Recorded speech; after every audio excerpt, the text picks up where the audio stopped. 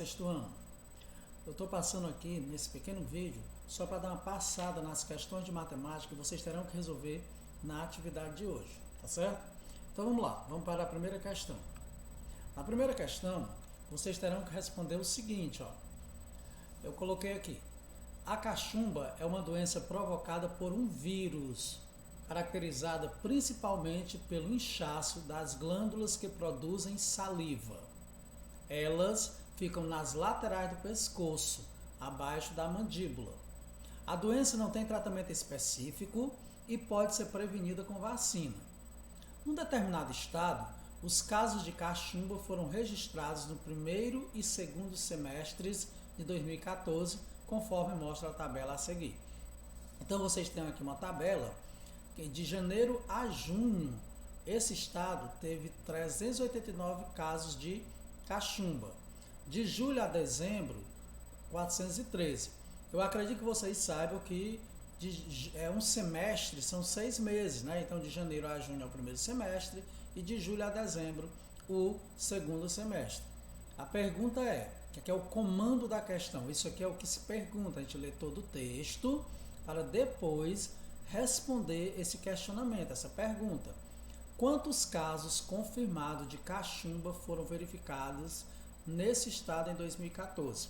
Será que a ideia desse problema é uma junção? Né? Será que é adicionar? Será que é somar? Será que é subtrair? Então, de acordo com a leitura do problema e a pergunta, você vai ou somar ou subtrair esses dois números, tá bom? Então, leiam para poder responder. Vamos para a segunda questão. Na segunda questão, eu coloquei o seguinte. Uma campanha de vacinação foi realizada durante 7 dias, dados importantes, em um posto de saúde de uma pequena cidade. Então, a campanha de vacinação foi realizada durante 7 dias em um posto de saúde. Nos 5 primeiros dias da semana, foram vacinadas 840 crianças, né? E nos outros 2 dias foram 559 crianças. A pergunta é, quantas crianças foram vacinadas nesse posto de saúde? Também aqui você vai entender qual a ideia do problema. Porque não adianta só que a gente também saiba só somar, subtrair, né, ou multiplicar e dividir. A gente precisa saber a ideia, o que é uma soma, o que é uma subtração, o que é uma divisão, o que é uma multiplicação. Então, de acordo com o problema, com a leitura dele, você vai entender ou tentar ver o que é o problema, o que você vai fazer para chegar na resposta dessa pergunta. Quantas crianças foram vacinadas neste posto de saúde? Tá bom? Vamos para a terceira questão. Na terceira questão eu coloquei assim. Em uma escola foi realizada uma pesquisa com 80 estudantes entre meninos e meninas. Eles tiveram que optar por um desses 2 esportes. Tá? Foi feita uma pesquisa e eles tiveram que dizer entre o futebol e o vôlei. Optaram qual esporte que eles gostam, que jogam. Né? O resultado das escolhas foi apresentado na tabela a seguir, que por descuido está incompleta. Preencha a tabela e depois responda as questões. Primeira coisa, vocês vão preencher essa tabela aqui. Tá bom? Não esqueça que na escola tinha 80, foram perguntados a 80 estudantes, realizado 80 estudantes. Tá aqui, ó, a quantidade. Eu já digo bem claro aqui no problema que tem 45 meninos e tem 35 meninas. Aí, vocês vão preencher esses espaçozinhos aqui. Professor, como é que eu vou preencher isso aqui e esse? Ó, aqui não tem nenhum cálculo aqui. Mas dá para fazer, ó. Se aqui tem 43, que é o total, e se aqui tem 13, é porque os meninos é a diferença de 43 para 13. Aí sobra aqui são os meninos.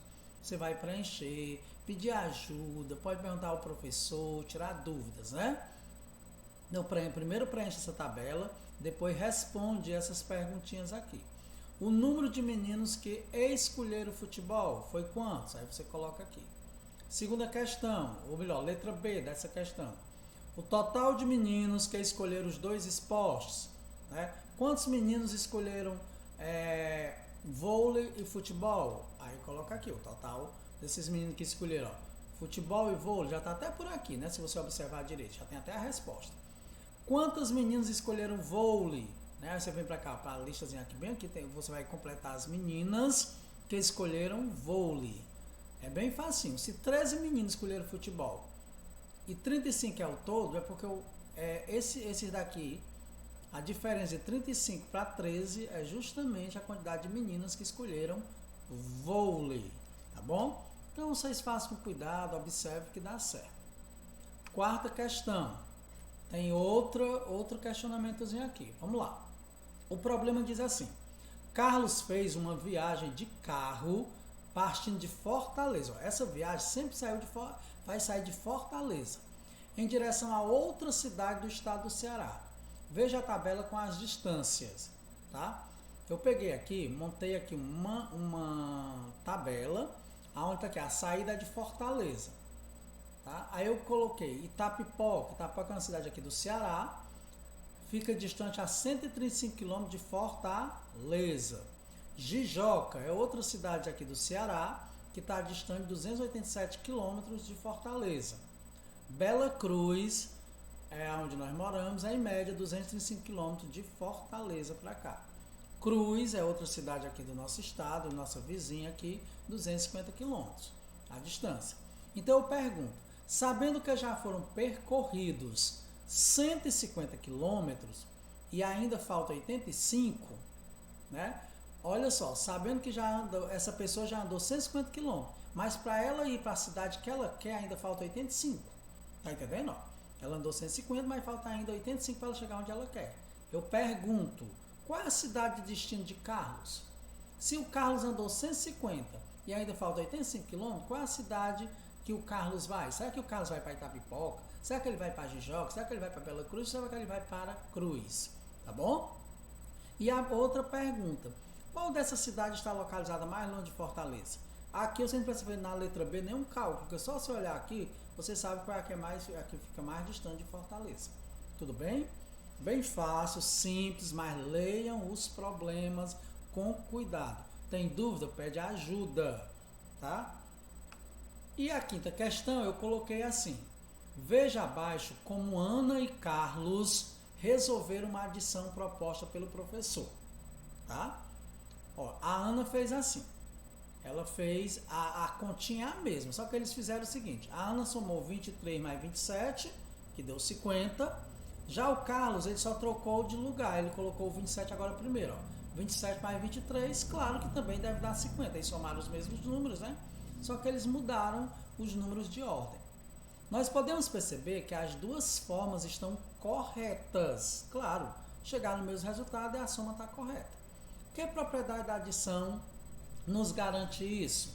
Tem uma propriedade da adição que você pode pesquisar aí no seu celular, aquela propriedade que você muda um termo de um lugar para o outro, mas o resultado dá o mesmo, tá? Tem um nome dessa propriedade. Pesquise, que é a resposta para a quinta questão, tá? É uma propriedade que você vai pesquisar. E a sexta questão e o último, também nós falamos aqui de outra propriedade, que eu coloquei assim: a tabela a seguir mostra os itens com os respectivos valores de um lanche que Maria irá montar. O item: sanduíche, R$12. A batata frita, R$6. O suco, R$8. O sorvete, R$4. Maria fez as contas mentalmente utilizando uma propriedade da adição. Olha só o que ela fez. Ó. A Maria, ao invés de somar, tá, ó, 12 mais 6 mais 8 mais 4, nessa sequência, ela achou melhor juntar 12 mais 8, que dá 20, tá? Ela associou aqui, ó, 12 mais 8, que dá 20, e depois juntou o 6 mais o 4, que dá 10, para melhorar a soma, né? Ó, 20 mais 10 dá 30, é mais fácil somar. Que propriedade é essa? Também pesquisa ou pergunta ao seu professor. É uma propriedade bem simples, aquela que a gente associa para facilitar a nossa soma, né?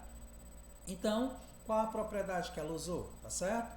É só vocês fazerem essa pesquisa que vocês vão encontrar bem fácil, tá? E assim termina a nossa passagem aí pelas questões. Espero que vocês resolvam o exercício. Valeu e até a próxima.